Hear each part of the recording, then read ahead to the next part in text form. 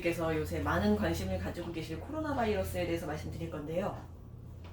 이제 손을 잘 씻고 마스크를 잘 끼고 이런 예방 수칙들은 잘 지켜주시되 너무 불안해하거나 두려워하지 않으셨으면 하는 마음에서 객관적인 정보들을 좀 전달해드리고자 강의를 준비했습니다.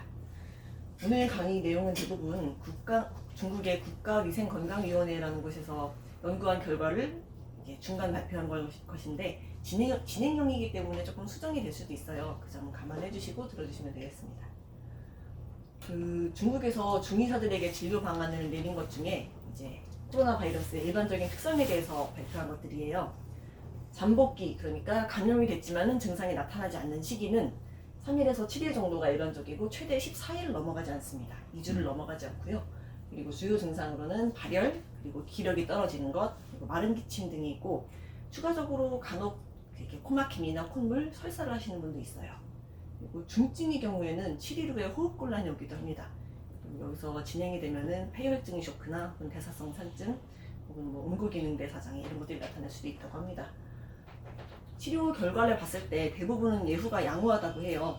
그런데 이제 어린아이들 경우에도 상대적으로 증상이 경미하고 일부 환자들에서 위중한 증상이 있고요. 사망하신 분들은 대부분 노인분들과 만성 기저질환이 있던 분들이 대다수라고 하십니다. 그리고 이것을 조금 더 깊이 들어가서 환자분들을 분류할 때 어떻게 분류를 하느냐. 일반 환자의 경우에는 발열과 호흡기 증상이 있고 영상의학 검사상에서 폐렴 소견이 있는 경우, 이런 거는 엑스레이로 찍으면 바로 알 수 있어요. 그런 경우에 일반 환자로 분류를 하고, 중증 환자는 다음 세 가지 중에 한 가지가 있는 경우인데 호흡수가 분당 30회 이상으로 올라가거나 혹은 손가락 산소 포화도가 93% 이하로 떨어진다거나, 보통은 98%는 99%가 정상이에요. 우리 몸의 산소 포화도가 혈중에. 근데 93% 이하로 떨어진 경우, 그리고 흡입한 산소 분율에 비해서 동맥혈 산소 분압이 이제 30mmHg 이하로 떨어진 경우, 이것도 이번하고 상당히 유사한데 기준은 조금 다릅니다. 그리고 이제 본격적으로 아까 그 중국 위생건강위원회에서 발표한 연구 결과를 문답 형식으로 정리한 거예요. 완치된 환자분들의 경우에 항체가 생기나요? 더 이상 감염되지 않나요? 라는 질문에 대해서는 네, 생깁니다. 퇴원 환자분들의 기준은 이제 발열이 없는 상태에서 3일이 경과되고, 그리고 바이러스 핵산 검사를 하루에 2번 했을 때 핵산 검사상 음성이 나오면 이제 퇴원을 시킵니다. 아, 이제 완치되셨습니다. 퇴원하세요라고 보내는데, 이런 환자분들의 경우에는 전염성이 없고 이렇게 바이러스의 저항성을 가진 상태가 반년 이상 유지된다고 합니다. 그리고 바이러스가 공기 중에서 생존할 수 있는 시간이 얼마나 될까요? 공기 중에 떠다니지는 않아요.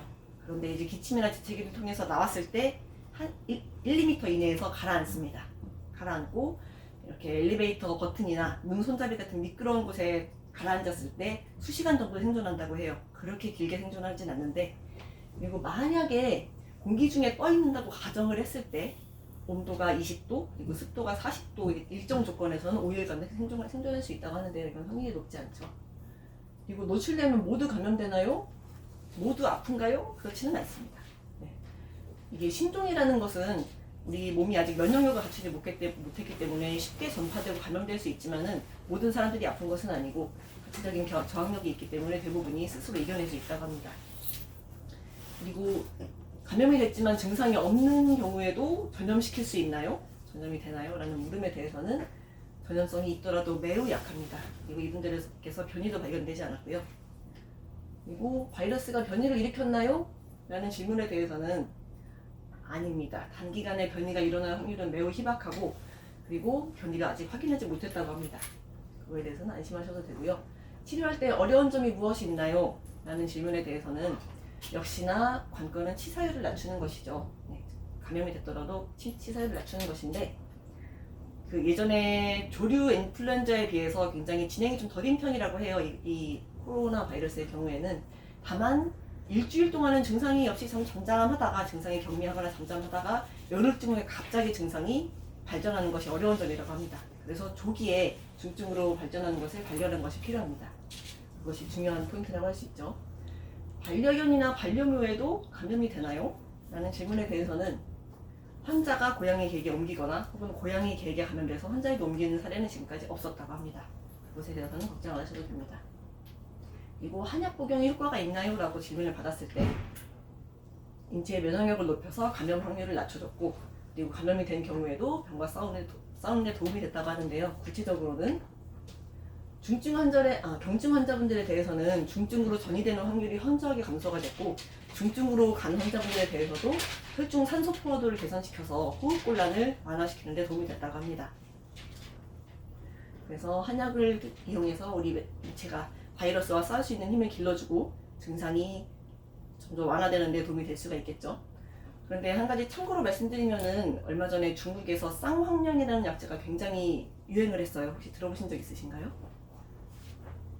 들어보셨구나. 네. 네. 그 중국에서 쌍황령이라는 약재가 품절이 될 정도로 굉장히 인기가 좋았어요. 그런데 이것이 양리학 실험상에서만 억제 효과가 있다고 알려졌을 뿐이지, 그 임상 결과로는 그런 것이 없다고 하고요. 다만 이제 발열이 굉장히 심하고 고열이 심하고 기침이 심하신 경우에는 그것들이 좀 증상 완화에 도움이 된다고 합니다. 그런데 이제 발열이 없는 환자분들이 그거를 예방 차원에서 먹었을 때는 오히려 좋지 않아요. 설사를 할 수 있고, 병이 없는 경우에는 먹지 않는 것이 낫다고 합니다. 이거는 참고로 해주시고요. 이제 손을 씻으실 때 손가락 사이사이, 손바닥 그리고 손톱까지 깨끗하게 씻어주시고, 너무 무리한다거나 수면을 적게 취한다거나 해가지고 체력이 떨어지지 않게 잘 관리해주시고요. 한약으로 잘 관리해주시고 하시면은 좋겠습니다.